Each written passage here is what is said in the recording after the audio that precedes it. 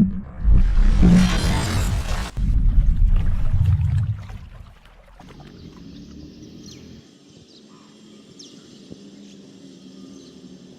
very good reply is given indeed by a famous non-Muslim thinker and historian, Deleuze O'Leary, in his book Islam at the Crossroad. On page number 8, he writes that history makes it clear that the legend of fanatical Muslims sweeping across the globe, forcing people to accept Islam at the point of sword across Concord racist, it is one of the most fantastically absurd myths historians have repeated.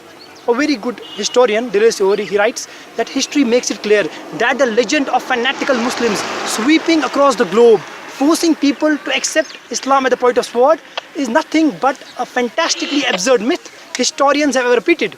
We Muslims, history tells us, we have ruled Spain for about 800 years. We didn't do our job, we didn't do dawah. Later on, the Christian crusaders came away and we were swiped away. There was not a single Muslim who could give the call for adhan. Further, history tells us, we Muslims, we have ruled Saudi Arabia for about a period of 1,400 years. For a few years the Britishers came, for a few years the French came, but overall we have been the lords of the Arab lands for about 1,400 years. Yet today there are more than 14 million Arabs who are Coptic Christians. Coptic Christians means Christians since generation.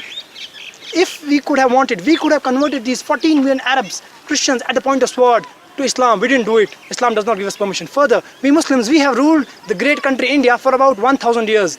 The Mughals, yet today there are more than 80% Indians who are non-Muslims. These 80% Indians, they are bearing witness, they are giving shahada that Islam wasn't spread at the point of sword. These 14 million Coptic Christians of Arab, they are bearing witness, they are giving shahada that Islam wasn't spread at the point of sword.